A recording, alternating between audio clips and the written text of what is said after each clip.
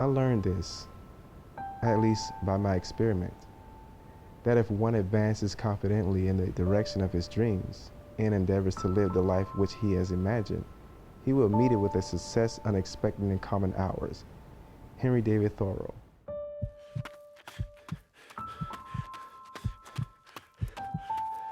We live a stress-filled life. Between our jobs, the news, social media, financial issues, fear. Most of the time, the best remedy is a hug from my family and a paddle on the water. I don't think fishing ever gets enough credit for saving lives. This is my story.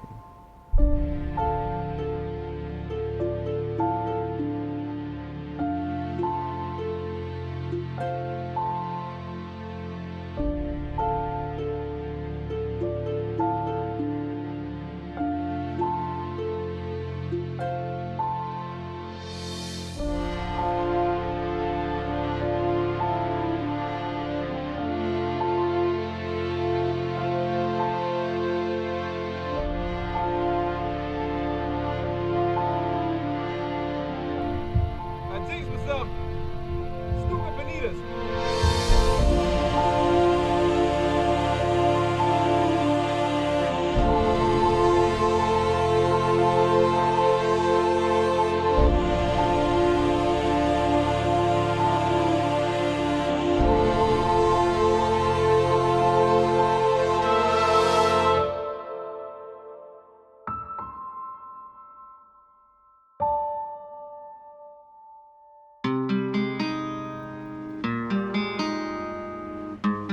My name is Kwanzaa Henderson.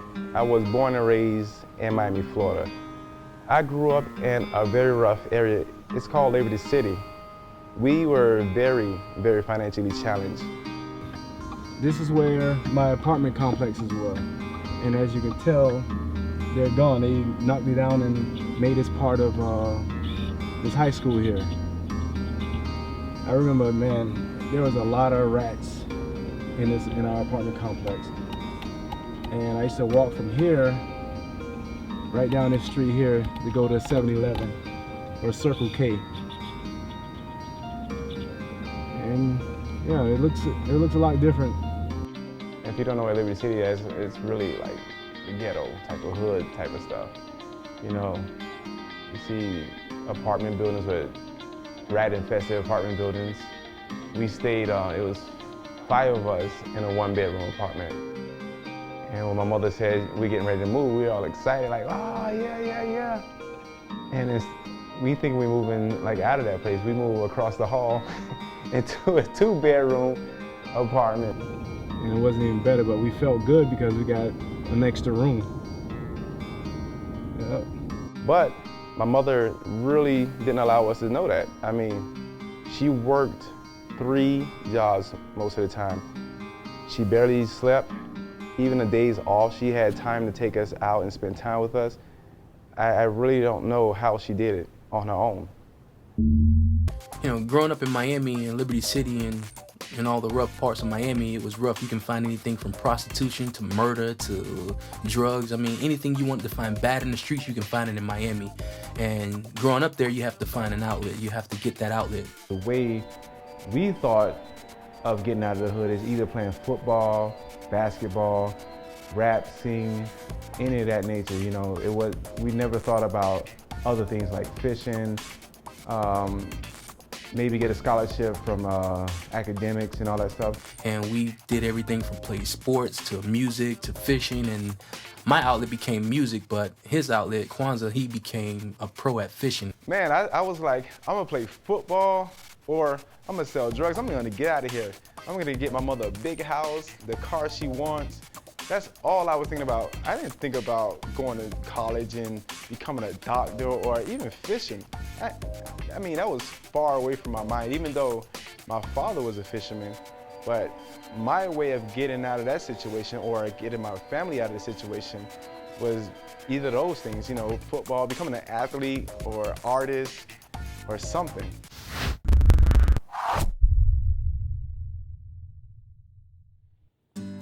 You know, growing up without a father, you know, because my father passed away when I was 5, I didn't realize how important it was to have a father in your life until just recently, a couple of years ago. I had no idea how to shave with a razor. I shaved for the first time when I was 22. How does that work? And I had no idea you had to warm your face up, get some shaving cream, and shave. In high school, I think in 9th grade, I was in the 500 Role Models group. And we went out and I met this guy that was in the military. And when I shook his hand like this. Hi, how you doing? I didn't look him in the face, and he wouldn't let my hand go. And he said to me, like he looked me right in my face and said, "Don't you ever shake a man's hand or anybody's hand without looking them in the face."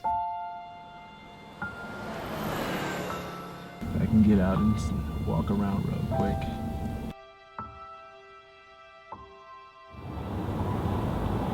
I've been here in years, man, since he passed away. Man, I hope you're proud of me. I hope you're proud of me. I miss you a lot. I really wish you were here.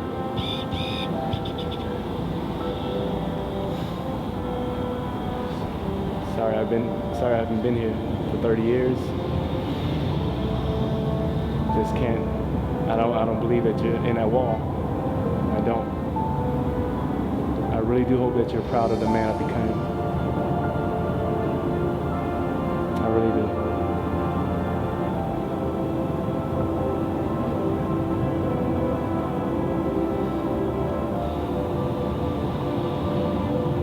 I hate these spaces. You all right? Yeah, man.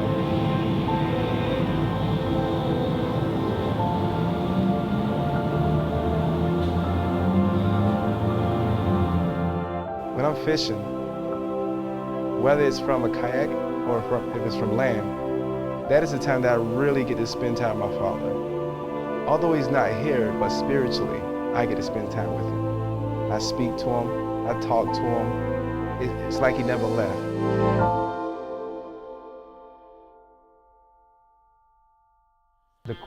The question I always ask myself, how did my father die?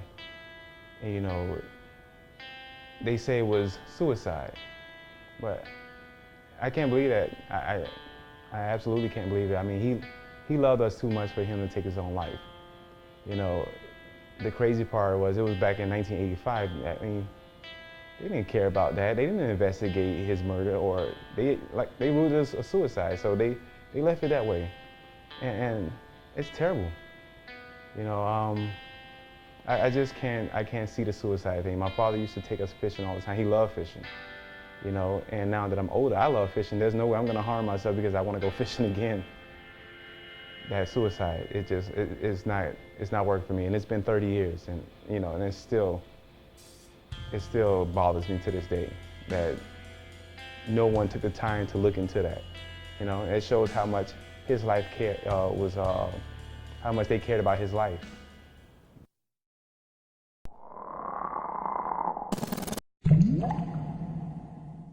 What a stinking freaking bonita. He had a passion for fishing, and I can tell that he was going to have that passion because I can recall one time when me, him, and my cousin went fishing, and he bought this bucket of shrimp. And every time I would pick up a shrimp, it would jump in my hand, and I would drop, and he'd be like, "Hey, man, hey, you messing with my bait, man. Don't mess up my bait, man. I paid for that." And I'm like, "Hey, man, it keeps jumping. It feels nasty." He was like, "Man, don't mess with my bait, man." So at that point, I knew he was going to be a pro at fishing, man, and he really, really took to that, and that became his outlet. He took us fishing. Me and my sister, we both were pregnant. Now, he's supposed to be the expert fisherman. He caught no fish and told us that he'd never take another pregnant woman fishing again with him. I saw the way he was fishing. Me and my friend started laughing. I said, "You fishing?" "Yeah, I fish." "You don't fish. You must be a weekend warrior." He said, "No, I fish." I said, "Well, you don't set your line like that." He had the weight tied directly to the line and the hook on the bottom. We taught him how to do the sliding rig with the weight and everything. So from there, he just took off. He got it, and then ever since then, he went on. And then he started kayak fishing. I had a boat. He loved kayak fishing. He spent about 4 years trying to get me to go kayak fishing. Finally, he got me kayak fishing. So, but yeah, been fishing for a long time. Every Saturday morning, when everybody else is playing or looking at cartoon, I'm watching fishing. I knew I knew I was different from all my siblings because I'm the only one that was watching fishing and never got bored of watching it. I don't care how often or how many times it came on. I always watched fishing all day. When I was 19, I was fishing in the back of my apartment complex lake, and I ended up running into this guy named Roger Beltran. And I said, "Excuse me, sir, can you show me how to use this worm?" Because I never used the worm to catch bass. And he was like, "Sure, let me show you, come here." And from there, we were like inseparable. And a couple of days later, I mean, he told me, "I'm gonna adopt you as my son." And I thought he was joking. Man, that guy took me everywhere. I mean, when I say everywhere, everywhere. He showed me so many things about fishing.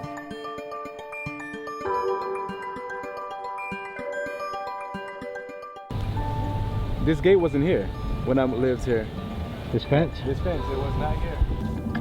It's very different than the last time I've seen it or been here. And it's everything's gated up, which is kind of weird to me. We finally found our way to the lake. We had to do a little driving and a little walking, but we're here.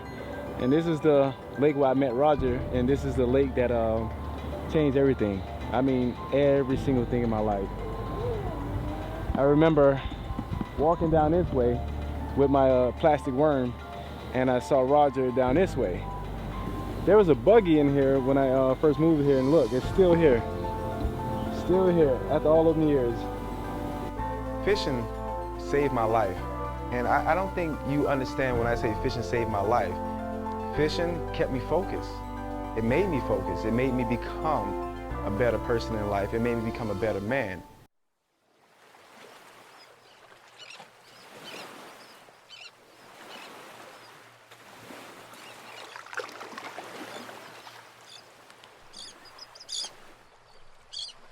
And I'm coming along and I see a pop, boom, missed it. I'm like, oh, so I hurry up and I threw back at it, and I'm doing it again.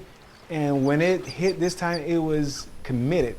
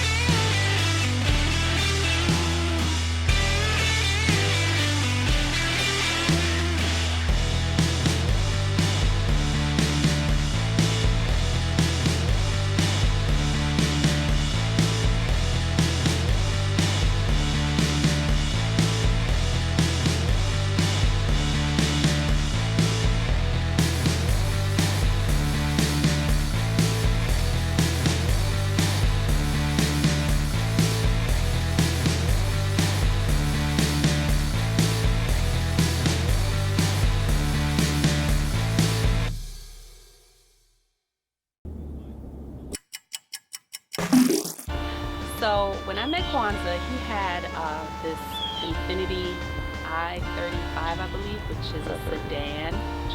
i30. It's a sedan, 4-door sedan, and he had chrome rims on it, and he had a huge speaker in the back. And this man would take this bright yellow kayak, which half blocked his doorway of his apartment, and load it on top of his 4-door sedan to go kayak fishing. It was the most bizarre thing I had ever seen in my life. And 5 years later, it's still pretty bizarre to know that this black man from Dade County puts a yellow kayak into his vehicle, paddles out into the middle ocean on purpose by himself, and goes fishing. However, it is what he loves to do, and I support him 100%. There are times when we do argue about his fishing and how much he wants to go versus things that I need from him and the family needs from him, but we have gotten better at working it out and compromising. My wife's gonna kill me, but when she was pregnant, I used to get real close to her stomach and I'd say, fish, fish, fish. I think it finally worked because the other day, my wife was recording my daughter saying,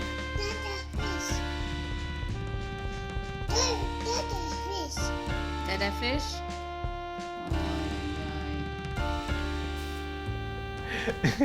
So I told my wife, I said, hey, all the Hendersons like fishing, you better join us or you're gonna get left behind. Someone asked me a question about how do I balance everything, because they see me fishing, they see me about family, and I work out. To be honest, there's really no balance. The only thing is you put family first. That's the first and foremost, because that's all you have when you get off that water and you go home.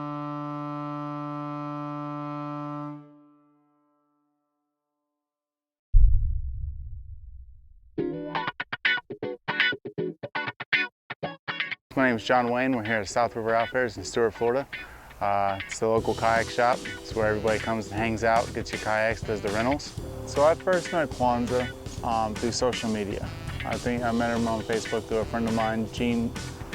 I got to see a different side of Kwanzaa that I had not seen today. I got to see that exactly how passionate he is about fishing. Very first seawall, very first cast, he had a nice snook blow up. I heard it, didn't see it, and I turned around and he's casting again.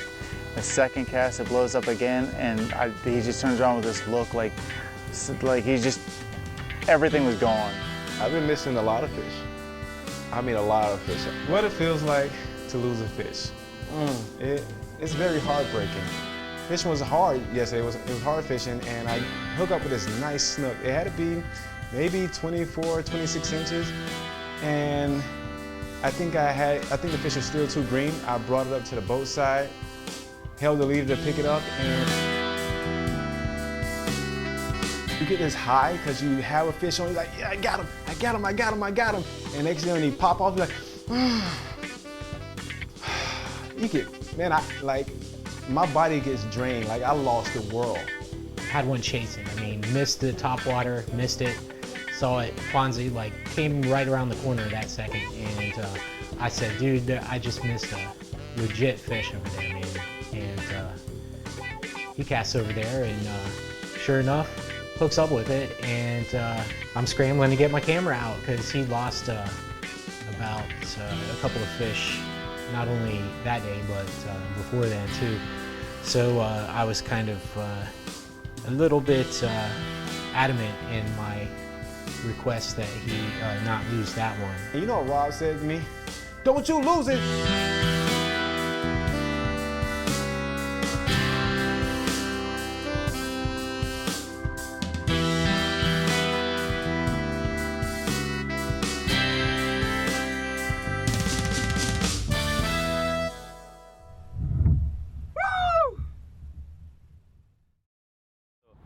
Yeah, so my first fishing trip with Kwanzaa was pretty much, we went to Dania Beach and we went looking for some snook. We went there and I was like, what do I need? What do I use? So he told me to get like jerk bait, like a huge jerk bait. I was like, dude, are you sure I'm gonna catch something with this?